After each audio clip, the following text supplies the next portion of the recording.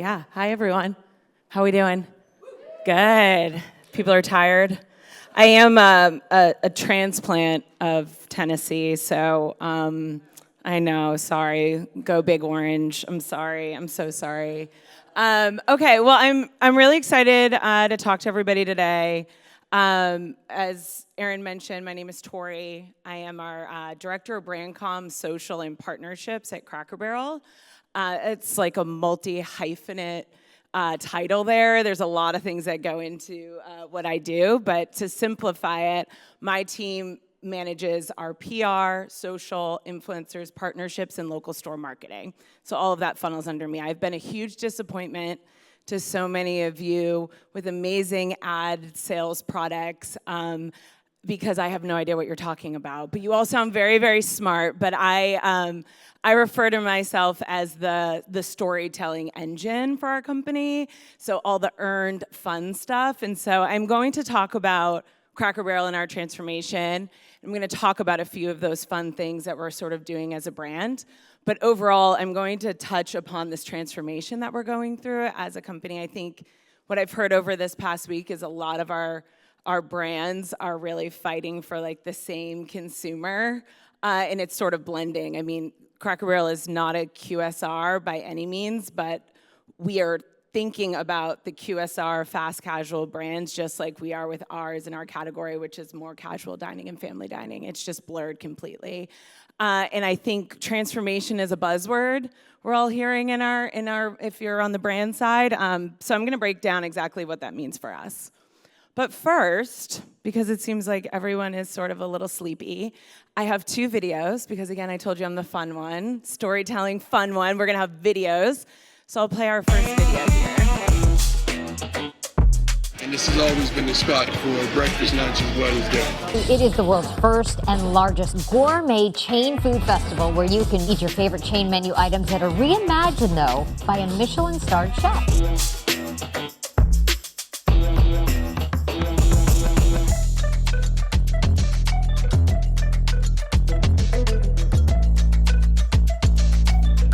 I'm speechless.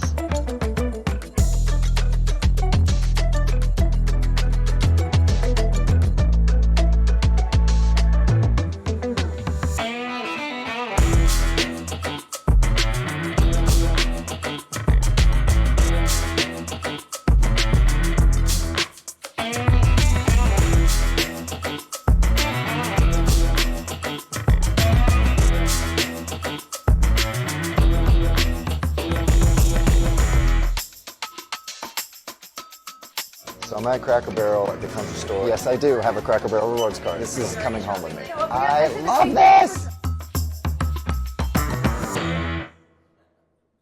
So that's just a little look at the past 6+ months over at Cracker Barrel. We've been having a lot of fun doing a lot of different things. But to back it up, as Erin mentioned, I think what's so special about our brand is most people have a Cracker Barrel origin story. Like anytime I go anywhere and I pick up my sons from school, do anything, and I say I'm from Cracker Barrel, I end up getting into a 10-minute conversation talking about their most recent experience at Cracker Barrel, their time spending around the holidays at Cracker Barrel. And so it's a really unique and interesting brand. We're very different in the sense that we are, we have some southern roots, but we are located in 44 different states and have almost 660 stores. So we have quite a footprint. I think something that's a little bit interesting about us compared to some others I've heard is we are all owner operated. So we don't have a franchise model at all. Every single one is owned by the company, which, has pros and cons. But that is, something interesting to note. Another interesting thing is we are 3 day parts restaurant. So somebody had mentioned around like the relationship between marketing and operators is so important. Like our operators are truly the stars of our business. I mean, we are operating 3 different day parts and 660 stores, and breakfast is all day long. So there is a lot that's going on within our 4 walls. We also have an extremely large footprint. It takes a full acre to put one of our stores on. So we are large. We have a differentiator with our retail store. So really, when we think about our competitors, of course we have competitors, we think about other brands, but really we are very unique. There's nobody else in our category that has what we have. Our retail business is about 20% of our total revenue. It's a $200 million business for a $3.5 billion business. So it's interesting. So we're getting people in there to eat, we're getting them to shop. It's an experiential brand in a sense, which is really interesting for us. And then this is just like a look at one of our most recent stores out there in California. So if anyone's out in California on the West Coast, we're definitely looking at expansion opportunities. So, but to talk about our transformation, so I don't know, is anyone familiar with our transformation or has heard anything? Okay, we got one person, that my PR is working. Okay, cool. So last May, we launched a 3-year transformation journey, I'll call it. It's $700 million is being reinvested into the business over a 3-year point. So this is a little bit a look at our framework. And so our strategy really centers around these 3 imperatives. And if you look at them, they're like very simple, right? And anytime I like this framework, as you can imagine, is embedded in most of our brains from like the leadership team. It's like I wake up thinking about this, I go to sleep thinking about it. We have an acronym for it. But if you really look at like our 3 imperatives and what we're trying to do throughout these 3 years, it's very simple. Like we want to be relevant, we want to be top of mind, we want to deliver a really good experience, and we want to be profitable, right? It's like boiled down, very simple. I'm going to break down these 5 pillars. These are the ones that we really are really our priority and our focus are these different pillars here. And I think what's really interesting to note from a marketing standpoint, obviously refine the brand falls under marketing. That's my big one as from my team is like reigniting brand fandom, doing a lot of that fun stuff you just saw in that video has been my team really trying to get out there and activate and get different people to talk about our brand and be out there talking about us boldly. And obviously enhancing the menu falls under marketing as well. And then winning in digital and off-prem has a marketing lens. But if you look at the other 2, evolve the store and guest experience and elevate the employee experience, those are not marketing led, right? It's operators and HR.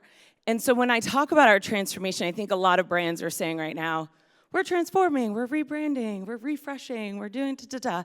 Ours is a holistic look at every single aspect of our business. So there is not one department that is not involved in this transformation, whether it comes from strategic sourcing to our operations team, our HR, our employee branding team, our marketing team. And so as you can imagine, it's a huge undertaking, and it's really challenging us as a brand to like all come together and figure out how do we go back up and win against those imperatives. So this is just like a little bit of momentum, and I'm going to break these down, but I just thought this was a nice slide to kind of recap it all of what a few of the things. Again, we sort of launched this in May 24, so we are just about on our 1-year mark. But this is my stuff, so I'll talk about this. This is the fun stuff. So if you take a look at this, our first pillar, as a reminder, is ignite the brand. So this is just a snapshot, and I think what's really interesting here to call out, and I was talking to a few of you all around like the power of like organic, like somebody just actually talking to about you, who's influential, who's an influencer, who has a podcast, and you didn't have to pay them, you didn't have to talk to them, you didn't have to message them, you didn't have to do anything, they organically talked about you. So this snapshot is 100% organic. So none of this stuff we paid for. We were talked about and a whole bit on SmartList, the podcast, if anyone loves that. I mean, I found out from my PR manager, like, holy shit, I just heard us being talked about on my drive-in on SmartList. Shabuzi over there, that's one of my favorite things that has happened when seeing him pop up and just posting that he's outside of a Cracker Barrel and then getting into a DM banter with him.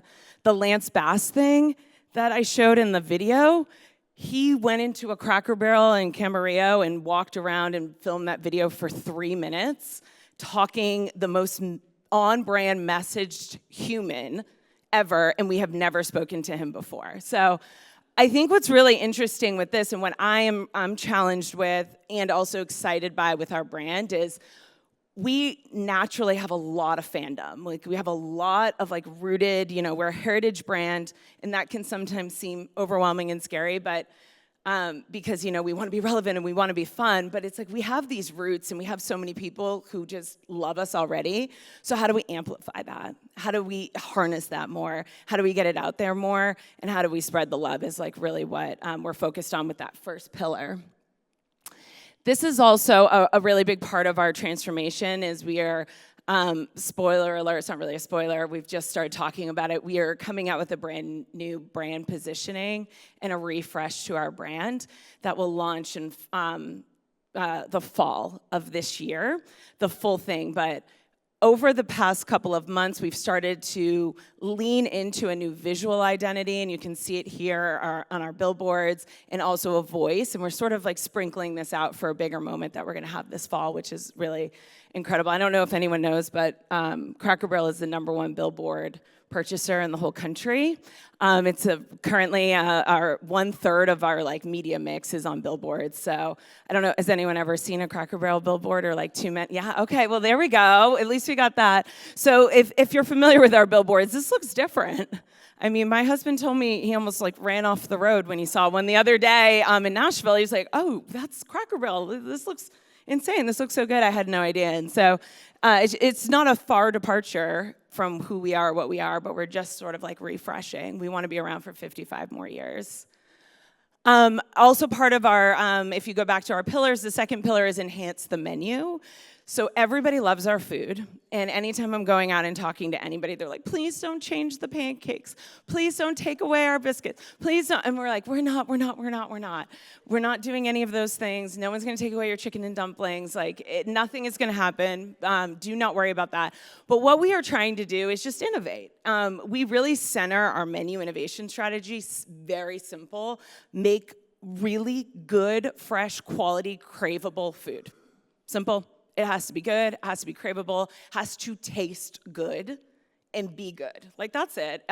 So we're just leaning into that. The one up here in the left-hand corner is our hash brown casserole shepherd's pie. It's a mouthful. But if you've been to Cracker Barrel, our hash brown casserole is my favorite item. It's iconic. It's one of our most popular side dishes. So what we've done is we took that and combined it with our shepherd's pie and our pot roast that also people like, and we did something innovative and new and different with it. So it's taking our classics and our favorite and seeing how we can kind of zhuzh them up and put them into a new interesting vehicle. Another thing here is this Oreo partnership. A shout out to my own creative there on social. I guess I had to just throw that in there. But we are looking at partners and collaborating with other brands. And so this is a new menu item we just launched last month with Oreo. It's been our highest performing one of our spring time frame where we're launching menu items. It's been great on TikTok, great on Instagram, great with the kids. It's decadent, it's delicious, and it has Oreo in it. So being playful and fun and, again, having really tasty food is our priority there. The store and guest experience, so that third pillar is also a really, really important one. So, we want to make sure people want to come into our stores, right? I use this analogy a lot of we are a 55-year-old brand, but you don't want to feel like you're walking into a 55-year-old store, right? You don't want it to be like, ooh, when was the last time they kind of freshened it up? It would just be like anything at your own home. So what we've kind of done is we're in this test and learn when it comes to our store designs and what they look like. And so this year, fiscal year is almost complete in July. We have committed to and almost completed 25 to 30 remodels. So that's looking at different components of our stores. We have different levels. And then we're doing 25 to 30 refreshes. So when we talk about refreshes, just to simplify them, some of it is just new paint and a deep clean and changing some of the decor. That's what it is, right? It takes one day, the teams come in, they do it, and it's out, versus a remodel, which is a little bit more involved. And so what we're doing, because we have enlisted the support of some really incredible, much smarter than me, consultants that are really helping us test and learn a lot of this stuff. And we're doing just that. We're trying to see, okay, does a high remodel, we do all these things, we invest a ton of money, does that drive traffic and sales? Or if we just paint kind of walk in and it feels lighter and brighter and fresher, could that make the difference between a traffic and sales? And we're finding right now is like the refreshes are actually outperforming the remodels, which I think is really interesting. But just like figuring out what our guest and store experience should be is really like one of the biggest priorities here with our refresh. I heard somebody mention loyalty. So loyalty, we just launched our loyalty program in November 2023, which, is late to the game, I guess, in loyalty. It's really, I've talked to a few of you when we were talking about our data. I mean, we are just starting to dig into our CRM and our data, but we launched it with Dolly Parton, who has been a brand advocate for us for years, and we did a really cool campaign to launch our rewards program. Our rewards program has become one of our most successful tools to date in sort of this. We have just about 7 million active users since November 2023. And what we're finding with our loyalty members is they're spending more and they're frequenting more. So now we're heading into this phase of like, okay, how can we personalize? How can we give them more? How can we really form this community? And then, of course, we like to have some fun as well. I don't know if there's any Waffle House people out there. I won't hold it against you. But they announced that they were doing a surcharge on eggs because of the egg shortage. And it actually was leaked by an employee on Reddit. They hadn't even messaged it to their team yet or the public, and they saw it on a menu, and that employee posted it on Reddit and it went viral, so the company had to comment that yes, indeed, we were adding a 50-cent surcharge. So our teams kind of got together really quickly to think about something reactionary, and we determined we didn't have to do that because of our supply chain. And so instead, what we were gonna do was come out and say we weren't going to do that, we weren't going to take price from our guests, and instead actually come in and buy more eggs, and we're gonna give you more pegs, which is our point system in rewards. So a little savage, but very fun, very fun. That was my team. We're a little ruthless. Then the last pillar is elevate the employee experience. We have 70,000 employees that work for Cracker Barrel. Okay, to operate a store, a Cracker Barrel, their minimum is around 100 employees need to be working within that store. Like I said, we are big, we're large, we're extra. A lot goes into it. So our employees are everything to us, right? They are absolutely everything. The most special thing about Cracker Barrel is we have had people who have been working for us for 50 years. And I don't mean there's one in the system. There's hundreds in the system. There's hundreds of multi-generational people who work in our store. There are people that, they are like our family. So when we think about what we want to do and how we want to tap into our employees, that's a really big part on the marketing side. And then in the HR and employee side, they're really focused on redefining like an employee value proposition and figuring out what way we can do to kind of harness our employees and to celebrate them more. But from a marketing standpoint, something I'm really excited about with our brand transformation stuff this fall is I think it might have been the Papa John's around the pizza spinning guys, and those are employees. Like, we have a ton of employees who are creating content on TikTok already. Some in the restaurant back of house, I'm sort of like, please don't post it there. But what we're finding is like our employees are our best advocates. So something we're testing and launching for this fall thing is actually creating a more formalized employee creator program where we can really get them helping to make our content. We can also enlist them to be influencers, and it's sort of like also a value add thing for us as brands, right? Like, how else to retain talent? I remember Carrie saying like a lot of the teens are working at Aroma Joe's, same at Cracker Barrel. What better if you give a teen an opportunity to be a content creator and you pay them? They all want to be content creators anyway. So it's sort of an opportunity to really like enhance our employee recruiting process as well. So that will be an exciting thing coming later this year.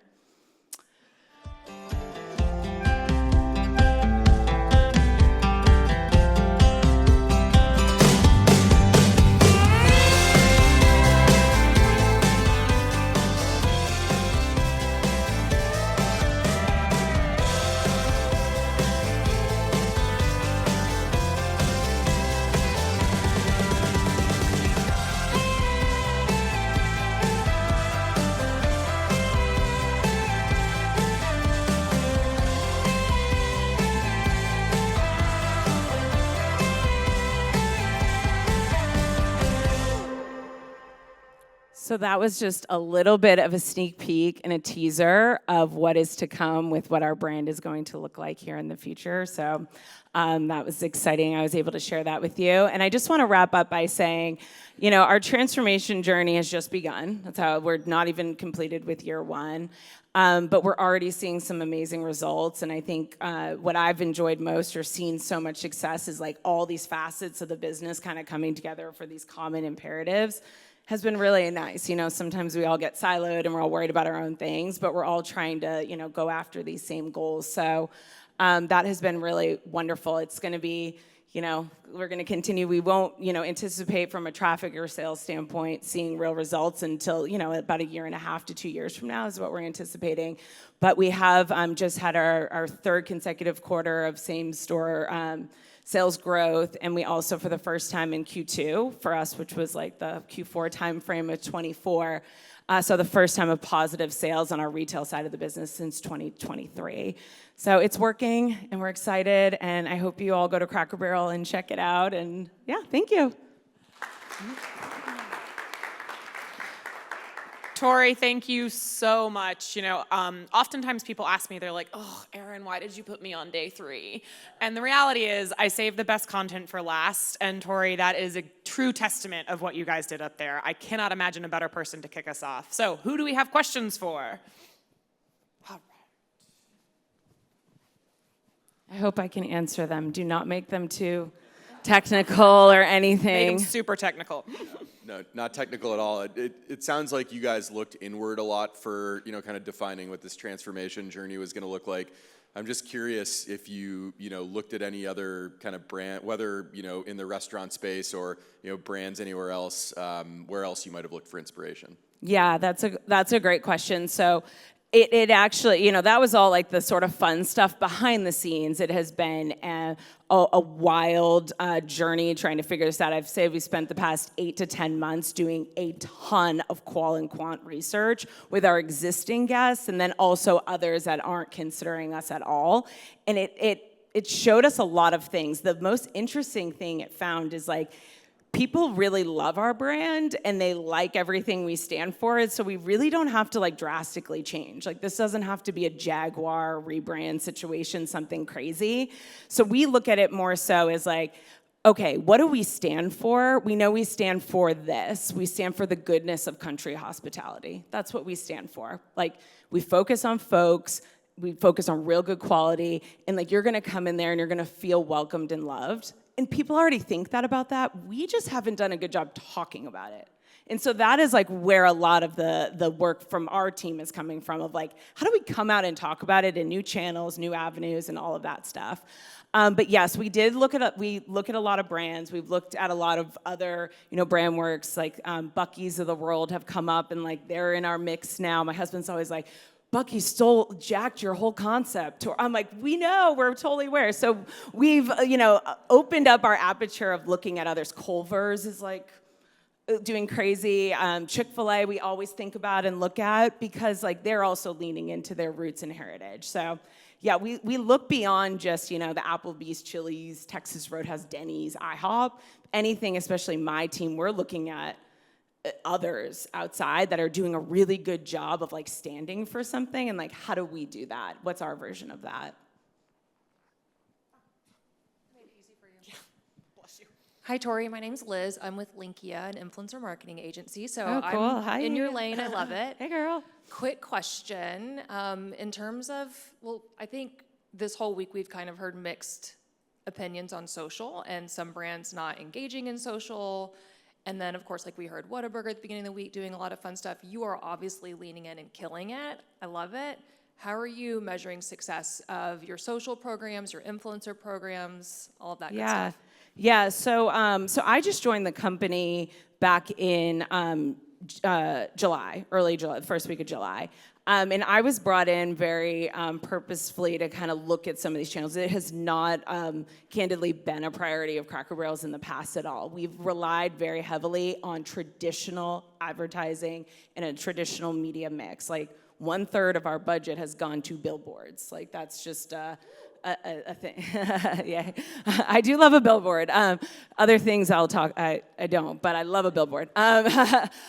So I've come in to kind of reshape it, and how I look at it is like, this brand that we want to bring to life and be bolder is going to be very social forward. That is something I talk about. I've heard our CEO talk about it on earnings. It's very much as part of our culture now of like, hey, this is where we want to go and this is where we need to go, to like push it a little bit farther, to tap into some new guest groups like millennials and Gen Z and Alpha and all of that good stuff. The measurement is always a challenge. Admittedly, it is. We're looking at things as far as like our own progress and our own progression, like, what are we doing to increase engagement? What is resonating? What channels are good? So we're still so in like a test and learn stage right now when it comes to our social strategy. But basically, we're looking really at influencers and content creators to help fuel that. So that's been like a big shift, and you'll see more of that coming out on our social channel starting now through the summer. It's going to be a ton of using like third-party voices and not just looking at ourselves. But measurement, I mean, we integrate our social stuff into like our Ipsos tracking model, and we're trying to see what there's going to be from like a traffic and lift standpoint for certain things. But most of it, and that's why I said I'm the fun stuff, I'm the storyteller, I position it as like, this is the long game, right? Like, this is long brand reputation. It's going to fuel us for the long term. We might not be able to measure it how we have our other channels, but that's okay, and it's going to pay off in different ways. So hope that helped answer a little bit, yeah. Tori, thank you so much Thank for kicking you. us off. Sorry, Alicia, we got to keep it running. I have a flight to catch, guys.